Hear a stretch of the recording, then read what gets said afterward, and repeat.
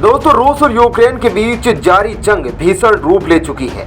यहाँ प्रतिदिन रूस की बमबारी में यूक्रेन के शहर तबाह हो रहे हैं। युद्ध का काल 19वां दिन था और यहाँ से लगातार भयावह तस्वीरें सामने आ रही है। चारों तरफ धुएं की जद में ऊंची इमारतें हैं तो मानवता की उड़ती धज्जियां भी स्पष्ट देखी जा सकती है। ऐसे में भारत ने लगभग अपने सभी छात्रों को यूक्रेन से निकाल लिया है और राजधानी कीव पर रूसी सेना के अटैक बढ़ रहे हैं। अब यूक्रेन के पश्चिमी इलाकों में भी लड़ाई तेज हो गई है, जो अब तक सेफ हेवन बना हुआ था। रूसी सेना ने रविवार को नाटो के सदस्य देश पोलैंड के बॉर्डर से महज 12 मील दूर यावोरिव में एक मिलिट्री ट्रेनिंग बेस पर क्रूज मिसाइल दागकर 35 लोगों को मार दिया, जबकि 134 घायल है। रूस ने हमले में 180 विदेशी लड़ाकों को मारने का दावा किया है। न्यूयॉर्क टाइम्स की रिपोर्ट के मुताबिक लीव शहर के करीब हमले का शिकार हुआ military base international peace keeping centre था। यहां अमेरिकी सेना एक महीने पहले तक यूक्रेन के सैनिकों को ट्रेनिंग दे रही थी। रूस ने यहां 30 से ज्यादा क्रूज मिसाइलें दागी है। यूक्रेन सरकार ने इसे आतंकी हमला बताया है और एक बार फिर नाटो से यूक्रेन को नो फ्लाई जोन घोषित करने की मांग की है। रिपोर्ट के मुताबिक रूस ने भी हमलों की पुष्टि की है।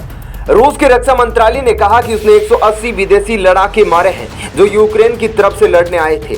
रूसी सेना ने यह हमला अपनी उस चेतावनी के एक दिन बाद किया है जिसमें उसने यूक्रेन को अमेरिका व अन्य देशों से मिलने वाले हथियारों को निशाना बनाने की बात कही थी।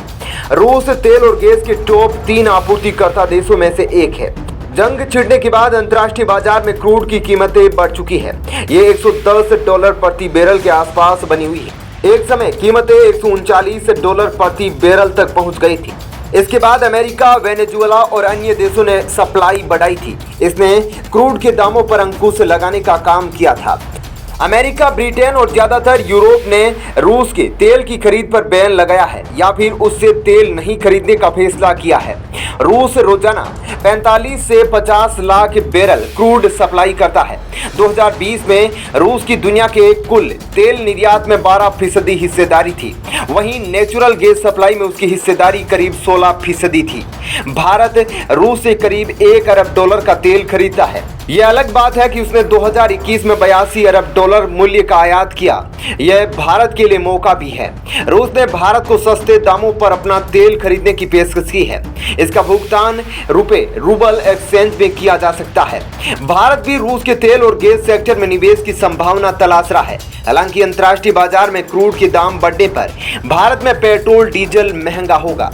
पेट्रोल डीजल की कीमतें बढ़ने पर तमाम अन्य चीजों की महंगाई बढ़ेगी। संकट के समय सोने के निवेश की मांग बढ़ जाती है। दूसरे एसेट से पैसा निकाल कर लोग सोने में लगाते हैं। ऐसे में इस दौरान सोना महंगा होने लगता है। दूसरी बात यह है कि रूस वर्ल्ड मार्केट में सोने का तीसरा सबसे बड़ा आपूर्तिकर्ता है।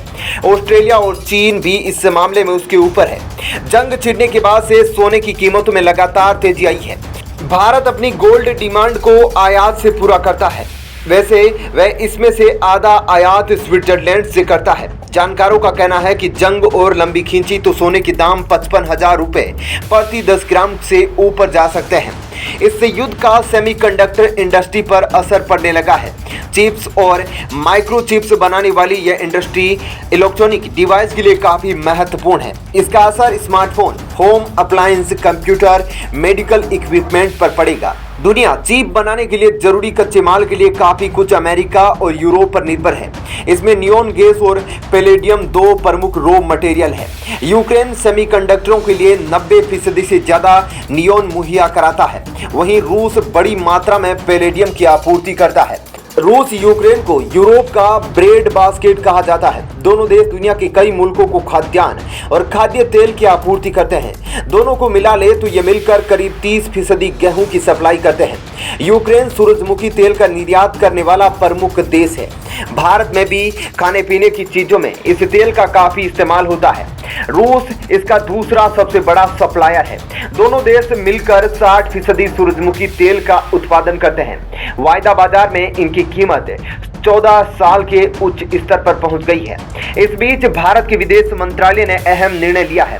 मंत्रालय का कहना है कि यूक्रेन में तेजी से बिगड़ती सुधार स्थिति के साथ ही पश्चिमी देशों में हमलों को देखते हुए निर्णय लिया गया है कि यूक्रेन में भारतीय दूतावास को पोलैंड में अस्थायी रूप से स्थानांतरित किया जाएगा। मंत्रालय यूक्रेन की स्थिति पर लगातार नजर रखेगा और आगे की घटनाओं की स्थिति का मूल्यांकन करेगा। मंत्रालय के प्रवक्ता अरिंदम बागची ने ट्विटर के जरिए यह जानकारी दी। ऑपरेशन गंगा के तहत विदेश मंत्रालय ने भारतीय लोगों को देश सुरक्षित वापस लाने में बड़ी भूमिका निभाई है। रूस की ओर से यूक्रेन पर लगातार बमबारी जारी है। रूस ने रविवार को दक्षिणी यूक्रेनी शहर माइकोलाइव पर हमला तेज कर दिया। राजधानी कीव और अन्य शहरों के बाहरी इलाकों में हमले तेज किए गए हैं। माइकोलाइव पर हवाई हमलों में 9 लोग मारे गए। क्षेत्रीय गवर्नर विटाली किम ने एक ऑनलाइन बयान में यह जानकारी दी है। गवर्नर के कार्यालय के अनुसार मारियोपोल में घेराबंदी के दौरान 1500 से अधिक लोग मारे गए हैं। स्थिति यह है कि गोलीबारी की वजह से मृतकों को कब्र भी नसीब नहीं हो पा रही है। यूक्रेन के राष्ट्रपति वोलोदिमीर जेलेंस्की ने कहा कि यूक्रेन पर रूसी आक्रमण शुरू होने के बाद से लगभग 1300 यूक्रेनी सैनिक शहीद हो गए। एक प्रेस कॉन्फ्रेंस में वोलोदिमीर जेलेंस्की पश्चिमी देशों से शांति वार्ता में सक्रिय होने का आग्रह कर रहे हैं। उन्होंने यूक्रेन और रूस के बीच मध्यस्थता के लिए इजराइल के प्रधानमंत्री नेफ्ताली बेनेट के प्रयासों की तारीफ की। यूक्रेन के विदेश मंत्रालय द्वारा दिन में जारी एक डेटा शीट के अनुसार यूक्रेन में लगभग 12,000 रूसी सैनिकों को मार गिराया गया है।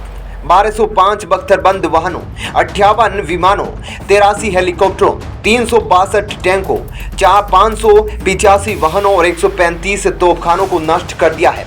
युद्ध के बीच यूक्रेन के राष्ट्रपति वोलोदिमीर जेलेंस्की ने कहा कि वो व्लादिमीर पुतिन के साथ बातचीत को तैयार है और इसके लिए यूक्रेन के अधिकारी रूस के अधिकारियों से बातचीत भी कर रहे हैं।